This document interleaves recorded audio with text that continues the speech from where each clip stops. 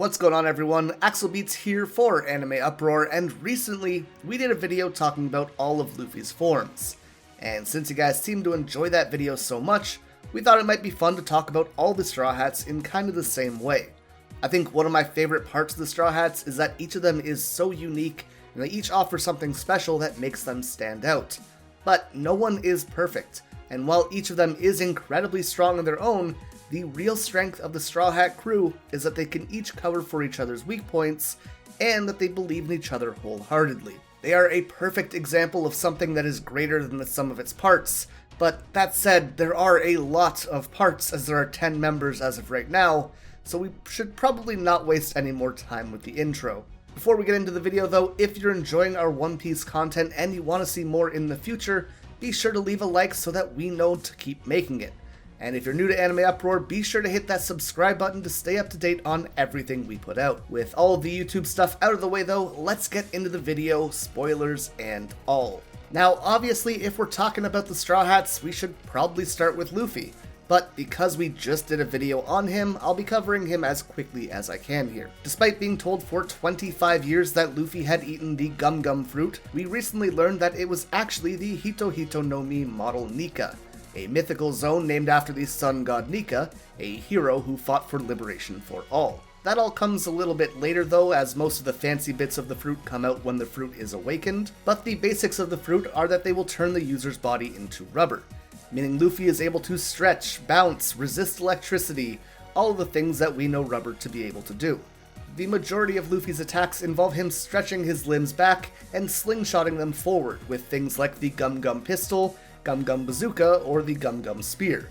But his rubber body isn't all for offense. It gives him a ton of mobility in being able to reach high or far away points, which can be combined with Gum Gum Rocket to send him flying anywhere he needs to go.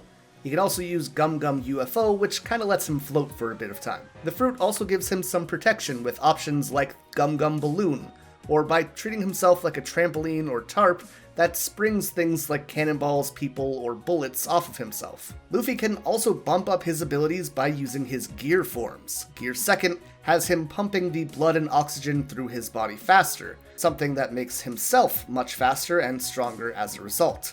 This also opens up the Jet series of attacks, which are more or less upgrades of his usual stuff. Add in Haki and you have the Hawk, Eagle, and Rock series of attacks as well. Gear Third has him blowing into his thumbs to inflate his bones and allow him to create giant punches, kicks, or whatever else he might need. Here you have attacks given the Giant title, and just like in Gear Second, when you add in Haki, you get some animal-named attacks like Elephant Gun and Grizzly Magnum. Something kind of fun between the first three forms as well is that each of them has a different elemental-based attack. Water Luffy appears when he's in his normal form, the Fiery Red Hawk is his second gear ability, and the Electrified Thor Elephant Gun shows up in Gear Third. It's nothing super important, but it is kind of a cute theming structure that shows up. On to fourth gear, along with 3 new forms. Bound Man focuses on elastic compression and release to give a massive boost to Luffy's attacks. His range is shorter, but to make up for that, he can basically fly, and he hits hard enough to even take out Doflamingo when using this form. It's not my favorite form, but I'd definitely be lying if I didn't say that King Kong Gun wasn't one of the most satisfying attacks in the series. It's also something I really appreciate because of this elastic compression idea, which doesn't really show up too often in the rest of Luffy's arsenal. The more defensive option for Gear Fourth is Tank Man, basically removing all of Luffy's mobility, but allowing him to eat almost unlimitedly, as well as to coat himself with Haki that is so durable that Cracker can't pierce through it. We all know that this is the lamest form Luffy has. There's not much to talk about with it, so let's just move on to Gear Fourth, Snake Man. Luffy trades off all of his defense and bulk for speed. His punches become faster the longer that they're traveling, and by using Python he's able to change the direction of his attacks mid-air, basically turning every one of his moves into a homing attack. And finally we have the newly discovered Gear Fifth, where Luffy awakens the Nika fruit and becomes the embodiment of Nika and Joy Boy. His hair turns white, he gets this ribbon or sash-like thing that's really similar to something you might see on Japanese deities like Fujin and Raijin, for example. And in this form, Luffy is only limited by his imagination.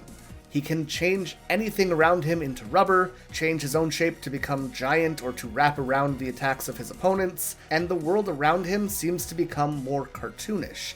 Eyes popping out of people's heads, wonky physics. It's basically like we're all in the last few minutes of Space Jam, where Michael Jordan realizes he can use cartoon powers while he's in the Looney Tunes world, but just on a bigger scale. Like I said, we do have a more fleshed out description of Luffy's forms over in last week's video, but for now, let's move on to our second crew member and the first mate, Zoro. Zoro is a swordsman focusing on three-sword style, carrying one sword in each hand and one in his mouth. This stems from the time when he was in Ishin Dojo, where he started picking up as many swords as he could because he thought it would make him more powerful in a fight against Kuina. He originally picked up so many that he couldn't even hold them, but eventually he settled on the three-sword style that we know and love. Throughout the series, Zoro has gone through several named swords. His first and most iconic sword was the Wado Ichimonji, which was inherited after Kuina's death. He then picked up Yubashiri and the Sandai Katetsu in Logtown.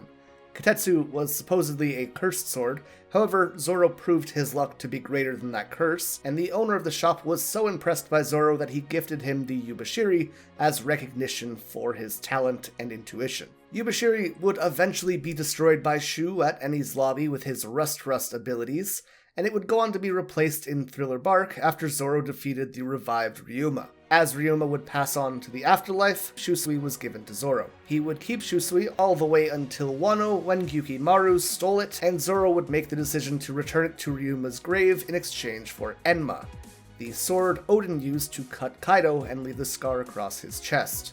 That said, while Enma is a supremely powerful sword, it drains a ton of armament haki from its user, which can leave them feeling extremely weak. And all of that leaves Zoro with two Owazumono or Great Grade swords, being the Wado Ichimonji and Enma, as well as a Wazumono sword being the Sandai Katetsu, a pretty respectable lineup. So let's cover a few more of Zoro's more famous attacks and abilities. Onigiri makes use of all three swords to cut through his enemies. This, or variations of it, tend to be Zoro's go-to finisher move.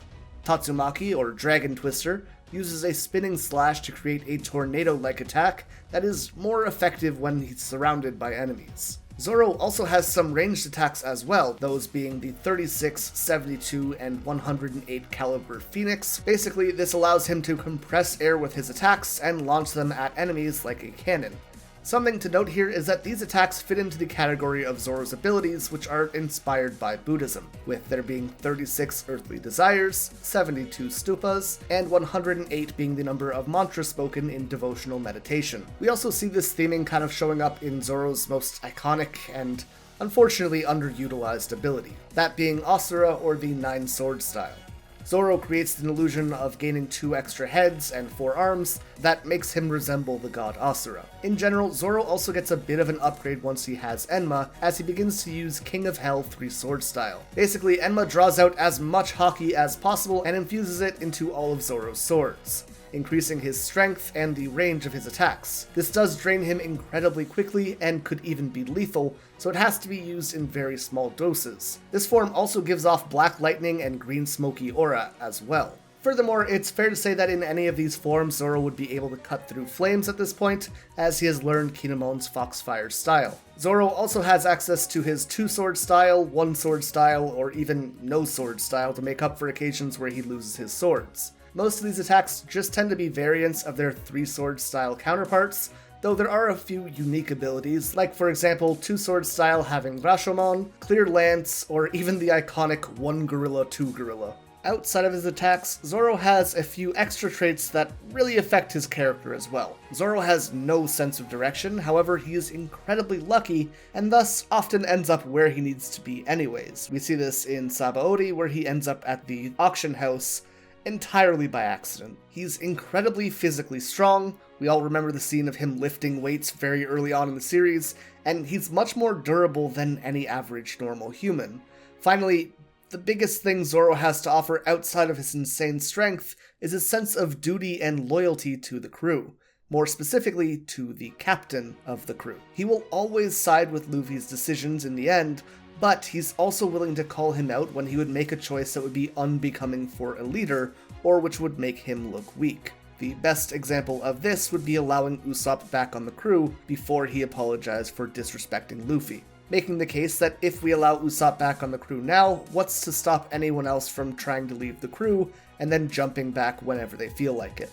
And speaking of Usopp, he is our third official crew member. Usopp is our marksman, specializing in long-ranged attacks, but in general being a bit of a coward, especially early on. Post-time skip, he's a little bit more willing to be in the fray, but I would definitely still say he's extra cautious at the very least. Usopp has a natural ability for all things projectile, being able to pick up things like slingshots and cannons almost immediately, and even more so, Usopp has the ability to hit targets far beyond the norm. First being seen in the filler episode with Daddy Masterson, but more iconically and more canonically, in Enies lobby when he was able to snipe Spondum with his slingshot from a range that made it impossible for Spondum's soldiers with guns to retaliate, with the soldiers even saying that a shot like that would be impossible. And with the addition of observation hockey, Usopp was even able to stop Sugar on Dressrosa from an ungodly distance.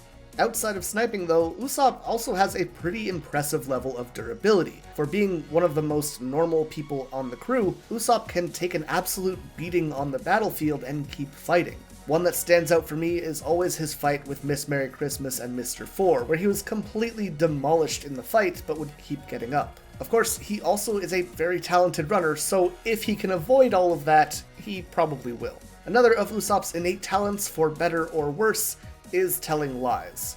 While this isn't always effective, Usopp can often bluff his opponents, bolster his allies' morale, at least the gullible ones who believe him, or even open up some opportunities for his crew. Usopp, while not being the official shipwright of the crew, is also fairly capable of some minor engineering and carpentry, enough to keep the Merry going from Syrup Village over Reverse Mountain, through Wapple eating parts of her, going up to a sky island through the Knockup Stream, and falling back down to the ocean. Mary went through an incredibly rough time, and without Usopp's minor repairs, she probably would have never made it all the way to Water 7. Speaking of Water 7, we also see here that Usopp has undying loyalty, and this can kind of be a blessing or a curse. He is loyal to the Mary to the point that he can't see that she is beyond her time, and the fact that Luffy is unable to see his delusions causes a rift between them. That said, going back to that Miss Merry Christmas fight, we also see Usopp having that same kind of dedication for Luffy when she disrespects Luffy's dream. Usopp in general is kind of a jack of all trades. He can offer a little bit of support in just about any field. He's a decent artist, he cuts hair, he gardens, and he can even create weapons for the crew that are as complex as the Climatect. Finally, Usopp is great at being creative on the battlefield. He is far from the strongest on the crew, however he's often coming up with plans that can help him overcome the odds to defeat an opponent who's much stronger than he is. Even early on, we saw him taking on fishmen like Chu. Or if we go back to Water 7, in his fight with Luffy, he does pretty damn well in keeping up with him. And because of this, I would say Usopp's greatest strength is probably not actually his sniping, but instead his ingenuity and clever tactics on the battlefield to make any situation into one where he can even the odds or overcome them. Speaking of Usopp on the battlefield though, let's talk about some of Usopp's weapons and tools. His first slingshot, the Ginga Pachinko, was more or less a basic kid's toy and often just fired rocks. But Usopp also shot things like eggs, Tabasco balls, lead balls, minor explosives, smoke bombs, flaming pellets, or shuriken. A really diverse set of tools for dealing with any situation. When he gets to Enies lobby as Sniper King, he swaps to Kabuto, a much larger slingshot with a lot more power. And this tended to offer larger scale versions of the basic slingshot attacks, which included increased range, number of pellets, and power for each shot. Post-time skip, we swapped the original Kabuto for the Kuro Kabuto, which is not just a much more manageable size, but it's also a living weapon. This version has the ability to grow in size after being fed water. It can also eat the debris around it to fill up ammo for Usopp to launch. It also has a super grow-up version, the Great Kuro Kabuto, which was used to fire off the Bagworm Star, a super long-ranged attack that has boosters within it to propel an attack over an insane distance. This is the one used against Sugar. Outside of slingshots, Usopp has a variety of hammers. The Usopp hammer is just a normal mallet, whereas the Usopp 5-ton hammer is a fake. Basically, it's 2 frying pans on a stick with paper mache to make it look like a hammer. It's ultimately just used to scare or fool his opponents.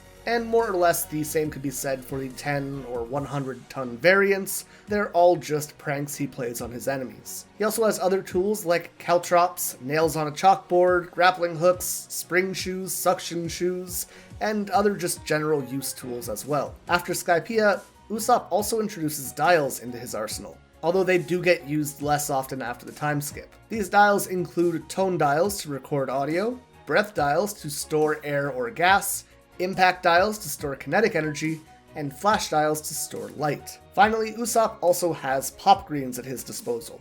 These seeds are dangerous plants that grow extremely quickly. He launches them through his slingshot to essentially summon things like Venus flytraps, seaweed shields, Rafflesia flowers, bamboo, exploding grass, and a bunch of other options. Usopp, in a sense, is the ultimate utility character, offering a bit of ability in every field and specific talent with long-ranged attacks. What he does best, though, is enables his crewmates to succeed, as well as making the best out of any situation that he finds himself in. And that brings us to our fourth official crewmate, and the final member of the monster trio, along with Luffy and Zoro. Sanji, the cook of the crew, is a fighter who focuses on leg-based combat, as a chef shouldn't be risking their hands in battle. You can cook if your legs are injured, but if your hands are out of commission, you can't really do a whole lot.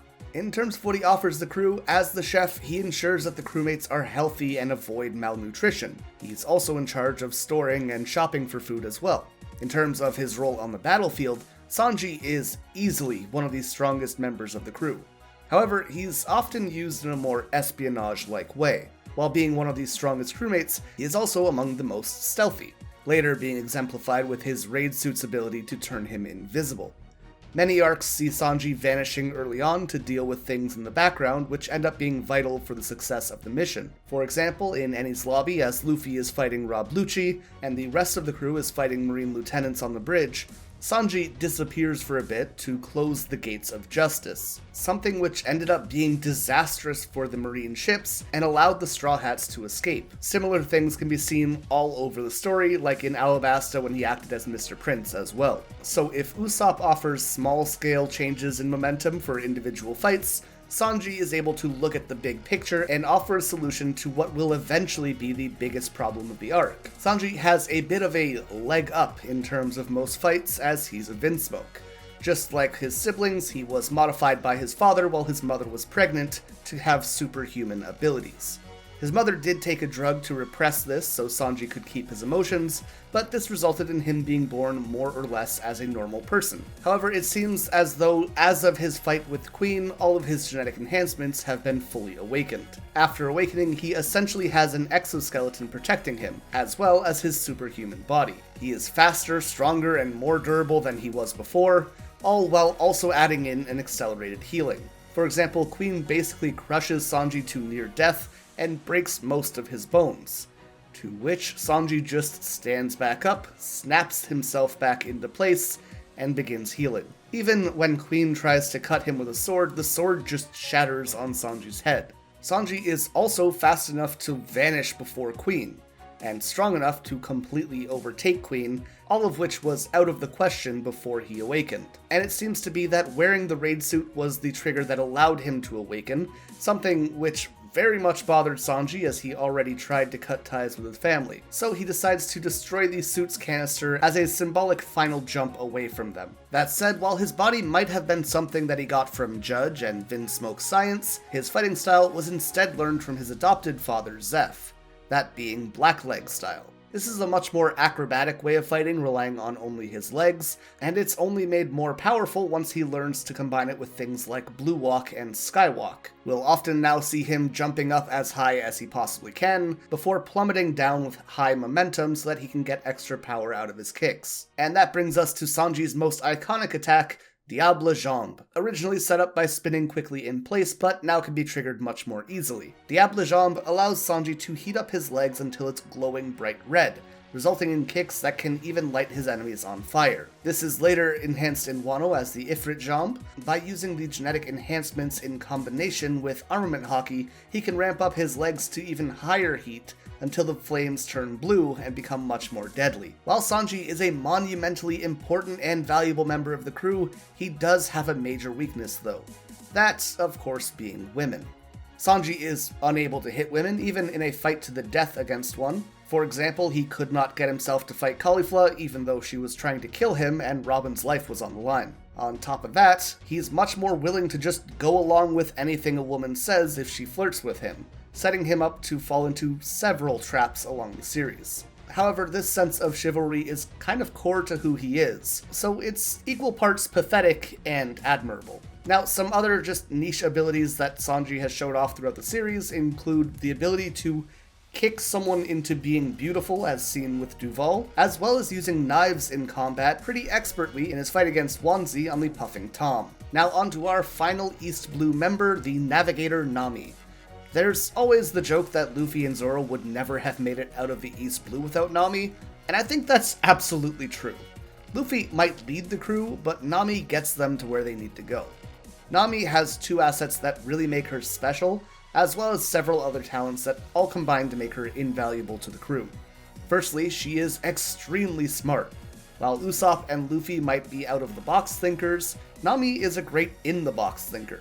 She's able to look at the world around her in a much more down-to-earth way and make plans based on math and science. Second is Nami's unique ability to sense weather changes with her body.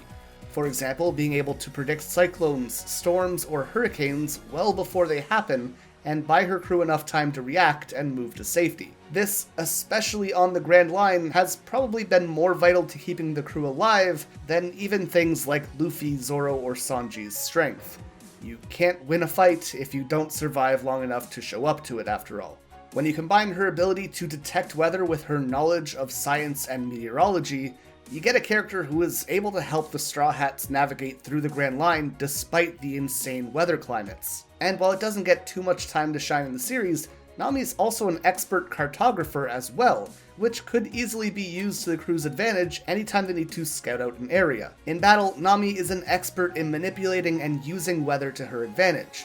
Even against someone like Enel, she was able to deflect some of his lightning-based attacks by thinking quickly and using thunderballs. Speaking of weather, Nami uses it to essentially become the mage of the group. She typically does this by means of the Climatact, a tool first created by Usopp to primarily perform party tricks, but which could also create cool or warm pockets of air. By manipulating these, Nami is able to create illusions with Mirage Tempo, or even perform powerful lightning attacks with Thunderbolt Tempo. After Skypiea, the Climatact would be upgraded to the Perfect Climatact, with the inclusion of dials. These allowed her to have greater control on the weather and perform her old abilities much more easily. Mirage Tempo gets bumped up to Mirage Tempo Fata Morgana, Thunderbolt Tempo is strong enough to wipe out an entire group of Marines, and new attacks like Thunder Lance Tempo become available to her. However, while the name Perfect Climatact implies the weapon has no flaws and is in its peak form, it doesn't really offer her the ability to control lightning very well, and because of that, her allies often get caught in the blasts. Post-time skip, we see another evolution in the Sorcery Climatact. Her lightning is now strong enough to blow up a bar, and Mirage Tempo can make her appear completely invisible for a short time.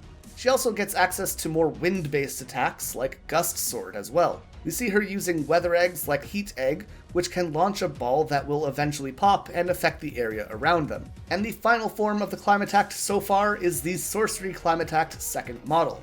Taking the science she learned in Witheria and combining it with Usopp's Pop Greens and Frankie's Mechanical Mind, the Climatact becomes much easier to wield. It can grow, it can shrink, it spins more easily, and leaves patterns in the air after being used, which give off this more magical feel. Nami, of course, would go on to capture Zeus within the Climatact, which allows her to supercharge her lightning attacks. Eventually, Zeus's soul would even bind to the weapon, making it sentient and enhancing its abilities even further. Zeus is also able to transfer his consciousness into the clouds that Nami creates to make her attacks even more accurate and deadly. Of course, Nami has more than just weather to offer her crew though, as she also acts as the crew's treasurer. She keeps Luffy from blowing their money on things like giant bronze statues of himself, and delegates the crew's funds to ensure that the crew has enough money for food, repairs, and anything else that they might need. And it definitely helps that she's incredibly stingy as well, often negotiating for better prices, as well as making sure that the Straw Hats don't get scammed, something that we see in Water 7 after they collected a small fortune worth of gold on Skypiea, and the Berry Exchanger was going to rip them off. And negotiation goes beyond just money for Nami. She's able to manipulate, fool, and entice people regularly to win them over. We see this with Zeus, Lola, and countless other people throughout the series. But this idea of her being someone who can win people over also leans into Nami being our resident spy and thief. Her and Sanji kind of play the behind-the-scenes actors of the crew, but in different ways. Sanji often opens opportunities for the rest of the crew's success on a larger scale, while Nami is better on a more personal level. And finally, the epitome of Nami's character, her ability to make money, and her ability to take advantage of those around her, and by far, her most effective attack, is obviously the happiness punch, where she flashes all the dudes around her and charges them 100,000 berries each. In seriousness though, Nami offers a lot of intangible keys to success that the crew needs. She's the glue that holds the crew together, and she holds everyone accountable, making sure that they're all doing what they need to do, and not acting on impulse. While every crew member is vitally important to the crew's survival, it would pretty easily be argued that Nami is the key to all of it. Now on to the next Straw Hat, and one who's in charge of the Straw Hat's very survival on a much more literal level. This is Chopper, the ship's doctor. He learned creativity and passion for the craft of medicine from Hiruluk, and some of the best medicine sciences in the world from Dr. Kureha, then learning even more medical skills on Torino Island as well, while also boasting medical feats like treating Zanesha's leg, keeping Luffy and Zoro alive on countless occasions, and even curing Queen's mummy virus with ease. Now, it's kind of hard to accurately talk about Chopper's medical abilities, as I am not a doctor, and I don't understand even basic science at all, but he does keep everyone safe, and it's extremely rare for him to ever not be able to cure what ails them, and I think that's what really matters. What I can talk about is his devil fruit abilities. Chopper is a blue-nosed reindeer who ate the Hito Hito Nomi, the human fruit, giving him the ability to speak and think on a higher level. As he was already an animal, Chopper is essentially able to speak to and understand anyone, be they human, fishman, or animal. As with all zone fruits, this fruit offers Chopper 3 forms: his base reindeer form, which is good at mobility and speed, a human form, which looks more like a Sasquatch or ape-man honestly, but it does offer him a ton of brute strength, and his hybrid form, which is the one he uses most often. It's small, it's often confused for a tanuki or a raccoon dog, but it's often his go-to when he needs to think quickly. However, Chopper is a unique zone fruit user. While eating a zone fruit typically offers you 2 additional forms to your normal body, Chopper manages to create the Rumble Ball with his medicine, this adding an additional 4. Jumping Point gives him long legs which allow him to leap far distances. Guard Point puffs out his fur and works more or less like Luffy's Gum Gum Balloon, basically making him too fluffy to harm from any physical attacks. Arm Point makes his arms more muscle-bound and gives him pretty devastating power. And Horn Point extends his antlers and allows him to tackle or throw his opponents. Now that said, the Rumble Ball only lasts for about 3 minutes, and can only be eaten safely once every 6 hours, at least at first. In the event that Chopper is pushed to the edge and needs to take more Rumble Balls, he puts himself at risk, and in an emergency where he needs to take a 3rd Rumble Ball, he will enter Monster Point, a large behemoth-like form that is completely out of control and will attack anyone around him, regardless of if they're friend or foe. Post-time skip, Chopper can use all of his forms pretty freely with the exception of Monster Point, which still requires 1 Rumble Ball. However, now he is able to control that form. On top of this, Chopper's Horn and Guard Point are stronger after the 2-year jump, and a new form, Kung Fu Point, is created which gives him quick movements and strong impacts on his attacks. It's kind of the best of both arm and jumping point. Finally, with Caesar Clown's help, Chopper is able to extend the time limit for Rumble Balls from 3 to 30 minutes at the expense of entering an infant-like state after it wears off. Because Chopper has so many forms, he's kind of an all-arounder on the battlefield. He offers a little bit of everything and is versatile enough to have decent options in most fights that he finds himself in. That said, he fits the description of Jack of all trades, master of none. While he does okay, I wouldn't really say he's particularly powerful on his own, especially in comparison to some of the enemies that we're coming across now. If I had to rank him, I'd say he's probably the weakest Straw Hat, with the possibility that Monster Point can make him extremely relevant in fights for short bursts. On average though, Chopper probably fits somewhere in the group of Nami and Usopp, not the strongest by a mile, but in terms of utility they offer quite a lot. Next up is my personal favorite Straw Hat, the resident archaeologist and the only person on the crew who isn't actually a crazy person. Well, at least until Jinbe joins. That being Nico Robin, the sole survivor of Ohara, and the last person who can read the poneglyphs, and who is without a question going to be the key to finding Laugh-Tale. Her role in the story will only become more important as it continues and gets closer and closer to its end.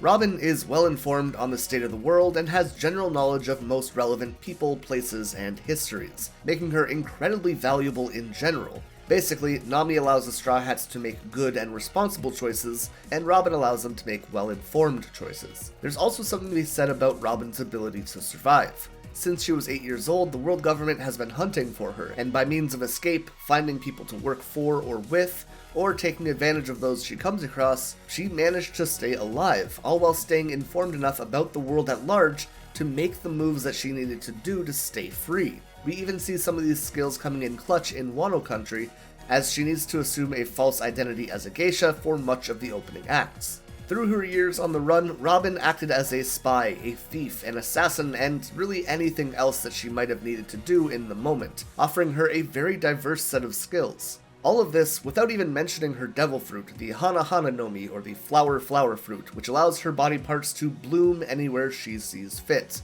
Basically, she can grow extra arms, legs, hands, eyes, ears, or even an entire clone of herself, which can appear anywhere within her range. Most iconically, she grows arms on the back of her opponents, which reach up, grab their heads, and yank them backwards to crack their spine. She also does smaller things like slaps, stomps, rolling people along the floor, twisting Frankie's nuts and bolts, or binding winged enemies to stop them from flying. These can also be done in combination as well, as she's not limited to summoning one kind of body part. She can sprout multiple hands at once to create wings to allow her to fly for a moment, or to create gigantic limbs which can be used to attack her enemies or protect her allies. Robin's Devil Fruit is easily one of the most powerful within the first half of the series, allowing her to take out massive swarms of enemies easily while staying extremely safe herself. Honestly, if they weren't a Logia user or something specifically built to resist her, there's a good chance Robin could hold her own against just about anyone. Even characters as strong as Zoro would pretty easily have their necks cracked, and there's not a whole lot he could do about it. That said, plenty of the pre-time skip characters do specifically resist her. Crocodile, the Admirals, Enel, and Ace are all Logia users, and her hands would either go through them or be severely damaged. Characters who are very hard, like Jozu, or flexible, like Luffy, would also not really be affected as well. Characters like Magellan, who is coated in poison, or Mr. 2, who can become swords, are also pretty dangerous for her to grab, as the biggest weakness of her fruit is that the limbs she creates can be damaged and she will feel the injury. And I mean, grabbing onto a sword, probably not the best idea. That said, I'm not exactly sure how Magellan's poison would work, as it isn't like the limbs are going back into her, so the poison would likely just vanish after she feels the pain from touching it. And another great example of someone fairly weak that Robin probably wouldn't be able to beat in a fight is even someone like Buggy the Clown. She can't grab his neck because he would just pop it off. So while her Devil Fruit is immensely powerful, there's about a million ways to get around it. Post-time skip though, Robin seems to be able to produce more limbs. She has an easier time making giant limbs, and can even incorporate Fishman Karate into her attacks to provide some devastating damage. The culmination of all of Robin's progress can be seen during her fight with Black Maria in Demon Blooming, something which is supposedly her new greatest attack. In this, she creates a giant demon-like clone of herself, complete with bat wings and horns, that was strong enough to hold and knock out Black Maria with seeming ease. This ability also has a pretty good secondary effect of intimidating any lower level enemies. If I was one of Kaido's grunts, I probably wouldn't want to be fighting the giant demon girl. It also has a tertiary effect of being a really poetic nod to the Devil Child name that she was branded with by the world government. Our 8th crew member is the mechanical macho man himself, Frankie. When Frankie was younger, he had the passionate, yet questionable idea to jump in front of the sea train in an attempt to stop it. The accident injured him so badly that he would have to replace the entire front half of his body with machinery, making him a cyborg. And obviously the only reason he didn't change the back half of himself is because he can't reach back there, it's too far. His first mechanical form, the Battle Frankie 36, meant that he had superhuman strength, and that the front half of him was made of metal and more or less impervious to most kinds of damage.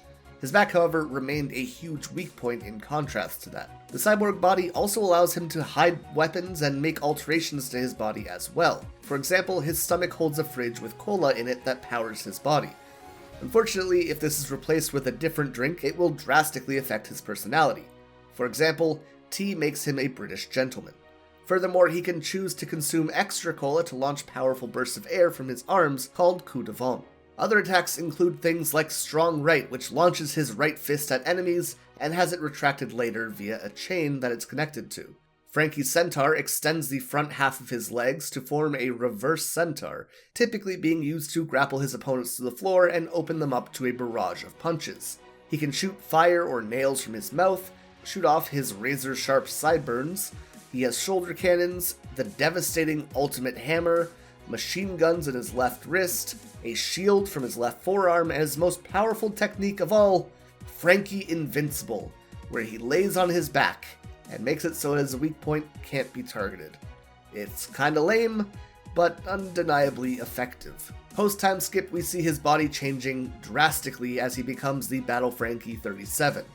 This form is unique. It's much bigger, it has a lot more weapons, but also a bunch of just for fun options. Again, his back remains untouched because it's too far. Now for a few of the upgrades that Frankie received. We see Frankie changing his hair to several different versions in this form, and some of which are even functional in battle. Frankie can also extend a smaller hand from his palm for more delicate or precise works, as his new hands are massive. Or if he wants more destructive force, he can always use the Radical Beam for that. This is effectively an upgrade of Coup de Vent, but rather than air, it shoots a laser. Frankie has rockets, nipple lights, he can turn his legs into tank treads, and in general, this form just offers Frankie a ton more power, versatility, and options, and as I said, most importantly, nipple lights. Finally, Iron Pirate General Frankie, or Battle Frankie 38, is the Power Ranger-like final form right now. Frankie docks himself with the Black Rhino and Brachio tank.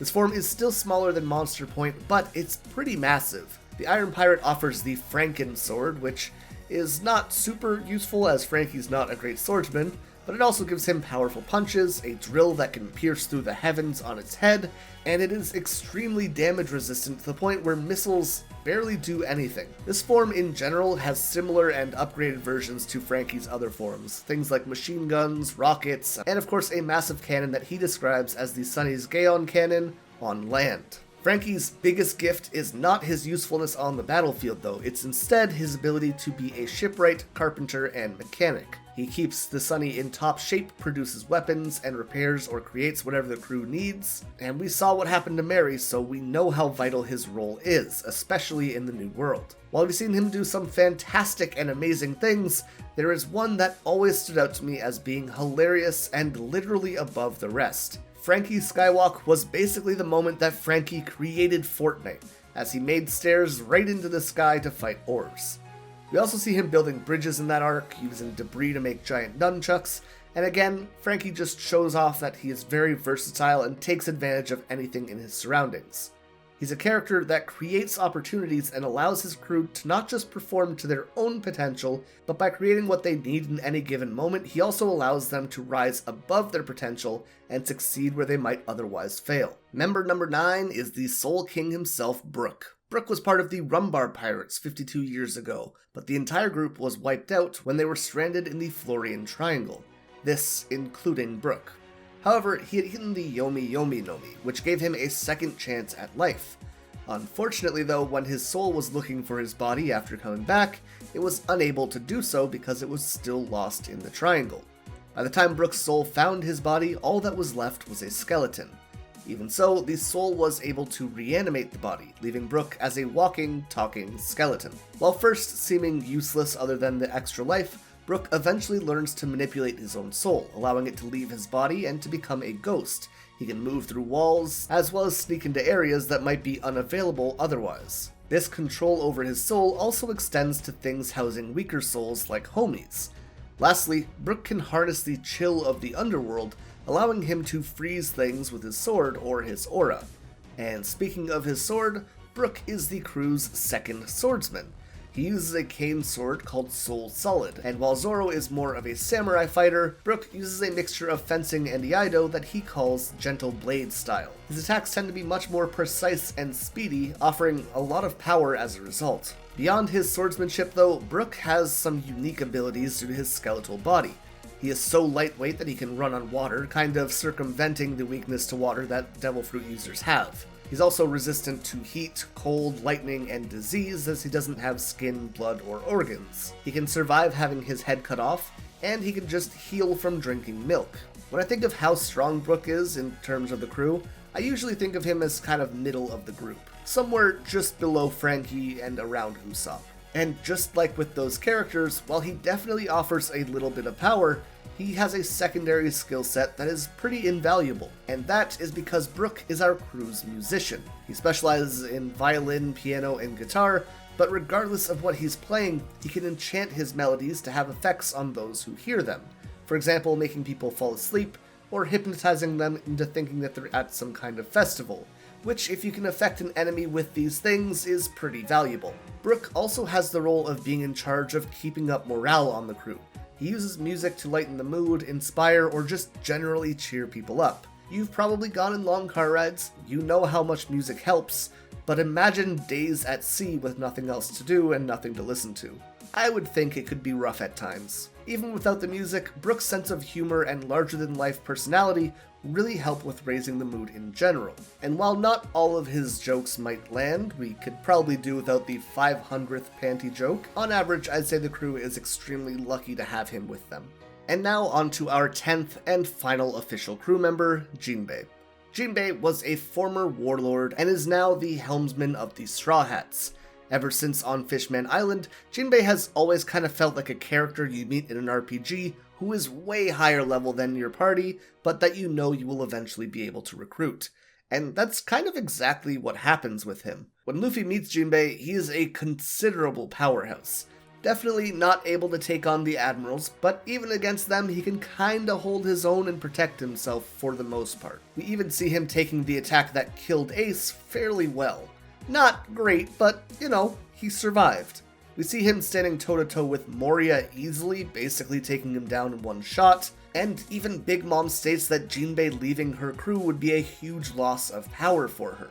Jinbe is easily one of the strongest fishman to appear in the series so far, even able to punch Watatsumi into the air.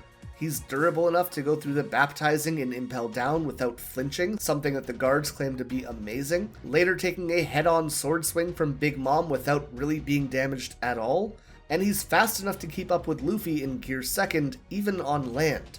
And all of these abilities are significantly amplified when he's underwater. Jinbe's real power, though, comes from Fishman Karate. And even among fishmen, he is considered a prodigy and a master, having received a black belt as a child. Jinbe is so talented at Fishman Karate that his punches don't even need to land. Instead, the water particles in the air will react to his attack and send enemies flying. Even when we look at something like Big Mom's crew, we see him taking out the officer Charlotte Opera in one punch. Beyond all of this, his Fishman Karate allows him to freely manipulate water, enabling him to throw it, bend it, or shape it through his attacks. Even just his water shot, which is a basic technique, was miles stronger than Horty Jones's, despite Horty being on energy steroids. Basically, Jinbe is a brawler, he's a tank, he's fast, and he's a waterbender. All of which combine to make him quite a threat. As a helmsman, Jinbe is able to take advantage of his knowledge of sea currents and general mastery of the craft to allow him to surf the Sunny through a curling wave, with Frankie even saying that Jinbe would be able to bring out Sunny's full potential. And the last thing I want to mention with Jinbe is something that probably goes a bit underappreciated, and that's his ability to speak a voice of reason. Jinbe is level-headed, tactful, and well thought out. Most importantly, though, is his ability to translate those thoughts and feelings towards others, especially on a diplomatic scale like he had done with Big Mom, or on an emotional scale like he did with Luffy after Ace's death. And while characters like Robin, Nami, Zoro, and to a lesser degree Frankie if he's in the mood to be serious, might be able to do this kind of thing as well, Jinbe's words seem to inherently carry more weight to many people worldwide, Luffy included. Now, I do want to quickly mention the two people who literally carry the crew on their backs as well, because the Mary and the Sunny are absolutely crewmates in their own right. The Going Mary was a caravel ship, one popular in the 15th century in our world, that offered a lot of maneuverability and was small enough to travel through rivers easily, which are great things, but this lightweight design also means it's kind of fragile, which we definitely see with the Mary. We got the Mary in Syrup Village, and she carried the crew all the way to Water 7 in Enies Lobby before she was finally put to rest.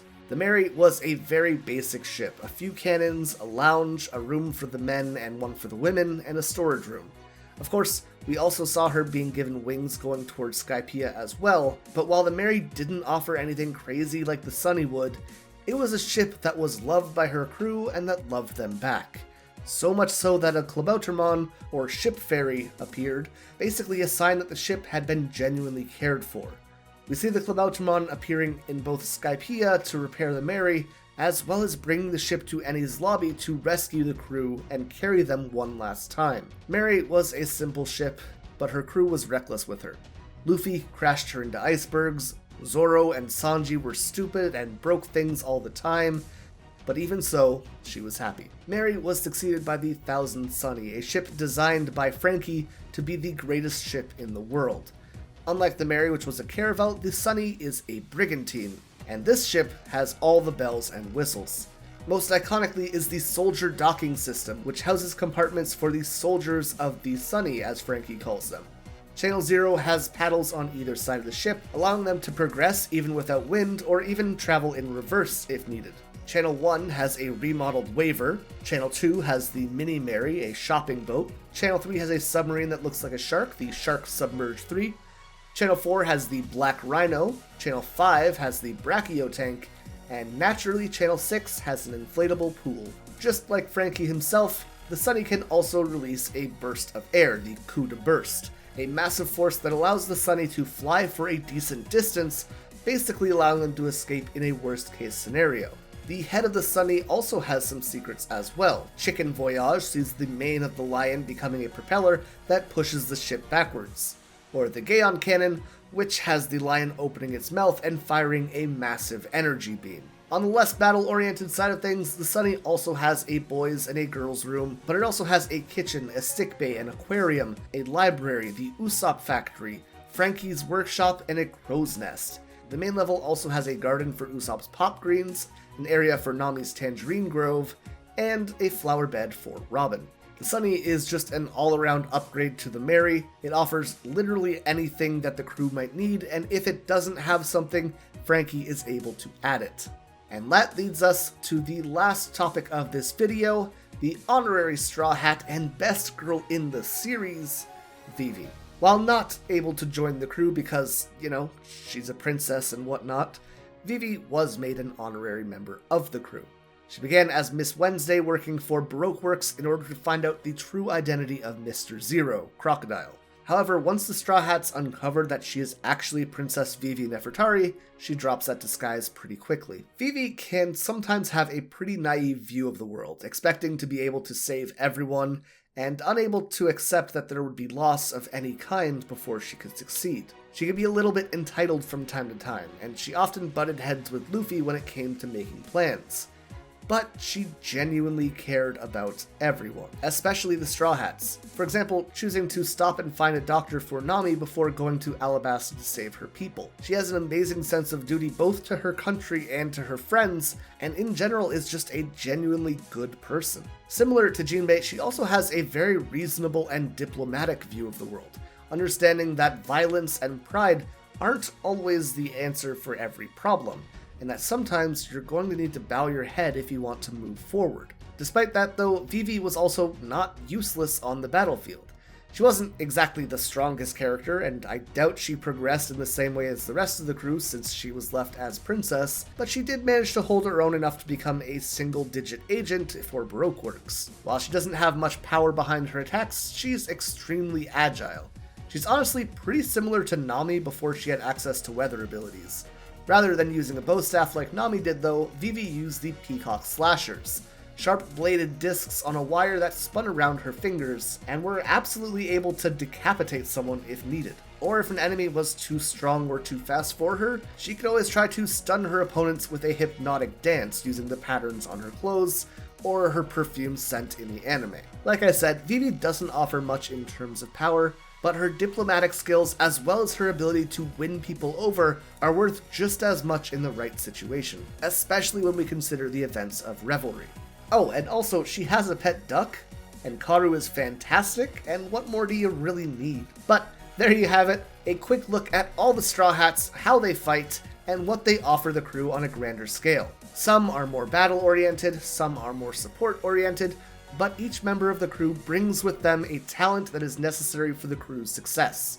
Which crewmate is your favorite and why? And out of all the crew members, which one has your favorite attack, skill, or ability? Finally, if you were to join the crew, what would you bring to the table? Let me know all of those in the comments down below.